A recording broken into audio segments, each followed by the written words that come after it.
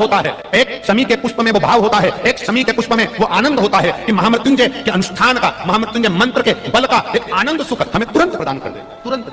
जैसे बेलपत्री के मध्य भाग, थोड़ा ध्यान दीजिएगा, ये बेलपत्र है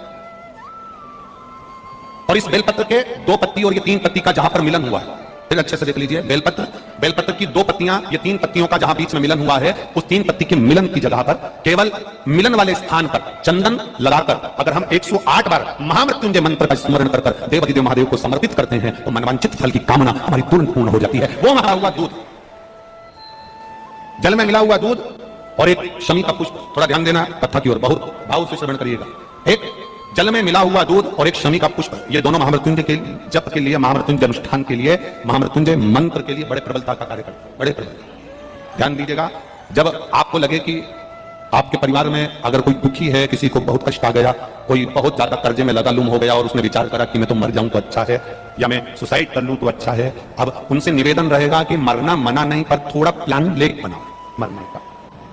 हम ये नहीं कर रहे कि तुम मत मरो, पर थोड़ा प्लान लेट करो।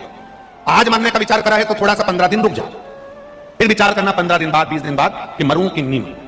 पर एक कार्य जरूर कर देखना, रुद्राक्ष की माला से महामृत्युंजय मंत्र का जाप शंकर जी के मंदिर के सम्मुख में नंदीश्वर के पास में बैठकर शिव के सम्मुख को देखते हुए, शंकर के शिवलिंग को देखते हुए, शमी के पुष्प को अपने सामने रखकर एक बार महामृत्युंजय मंत्र का 108 बार जाप कर शमी का पुष्प उस पात्र में से, कटोरी में से उठाकर जाप पूरा होने के बाद शंकर को समर्पित करो और शंकर को समर्पित कर फिर विचार करना, 15 दिन, 20 दिन, 1 महीना रुकना कि तुम्हें बाबा ने जो तुमने मांगा वो तुम्हें दिया कि नहीं दिया। उसके बाद विचार करना कि जाऊं कि ना।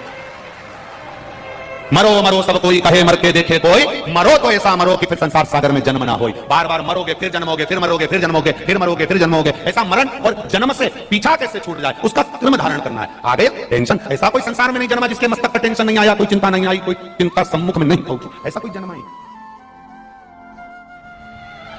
शायद आपकी जिंदगी में कहीं काम आ जाए। जितने लोग टीवी पर सुन रहे हैं, आस्था चैनल पर सुन रहे हैं, फेसबुक यूट्यूब पर सुन रहे हैं, या इस खगड़िया नगर में श्रवण कर रहे हो तो जरा ध्यान से सुनो। मान लो ये शिवलिंग, ये जलाधारी किसी किसी मंदिर में नंदी मंदिर के बाहर होता है, गर्भगृह के बाहर। बोलो सही है कि गलत है? अब जरा समझ लेते हैं। किसी किसी मंदिर में नंदी जो मंदिर अंदर का होता है गर्भगृह, उस गर्भगृह से बाहर होता है। किसी किसी मंदिर में नंदी का जो शिवलिंग होता है भगवान का, उसके सामने जो जलाधारी होती है, नंदी उसके सामने होता है। बोलो करें दर्शन। किसी किसी मंदिर में नंदी, शंकर भगवान में मंदिर में अगर छोटी जगह है तो साइड में भी नंदी हो जाता है, करें दर्शन। कहीं कहीं शिवलिंग है, जलाधारी है, सब कुछ है, गणेश जी नहीं है, कार्तिकेय जी नहीं है, पार्वती जी नहीं है, केवल शिवलिंग है, जलाधारी है और नंदी है, करें दर्शन। किसी किसी मंदिर में केवल शंकर भगवान का स्वरूप विराजमान है, शिवलिंग विराजमान है, नंदी नहीं है। तो शिव महापुराण की कथा यहां वर्णन कर रही है, उसको जरा समझिएगा। शिव पुराण कहती है, भगवान शंकर का चरित्र कथा है, शिव तत्व कहता है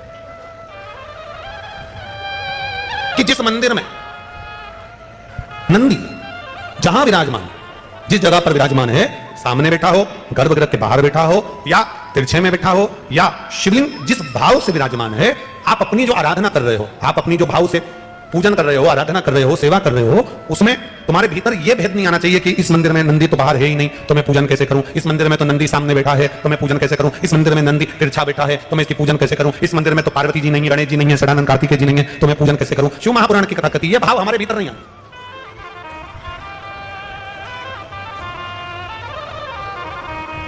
शिव का ओटला, ओटले से मतलब है कि कहीं कहीं वृक्ष के नीचे भगवान शंकर बैठे रहते हैं तो वहां मंदिर नहीं होता, केवल एक ओटला, केवल ओटला, और उस पर शिवलिंग रखा हुआ, केवल एक ओटले पर भगवान शंकर का शिवलिंग रखा है। या मंदिर है, गर्भगृह है, बड़ा चौक नहीं है। शिव महापुराण की कथा कहती है, जहां पर शंकर भगवान विराजमान होते हैं, जहां शिवलिंग रखा हुआ होता है, जिस ओटले पर शंकर भगवान का शिवलिंग विराजमान होता है, जिस गर्भगृह में शंकर भगवान का शिवलिंग विराजमान होता है, अगर वहां नंदी का भी तुमको दर्शन नहीं हो रहा है, वहां नंदी तुम्हें दिखाई नहीं पड़ रहे हैं, तो भी तुम यह मानकर चलना कि बिना नंदी के शंकर भगवान वहां बैठा ही नहीं है। ओटले पर भी अगर बैठा है तो नंदी की पीठ पर ही बैठा है, जहां वो बैठा है। गला पकड़ रहा है बाबू, गला पकड़ रहा, वो नंदी वहां विराजमान है, वो नंदी वहां बैठा, नंदी कहीं दूर नहीं है। एक पत्र आया, इधर ध्यान दीजिए।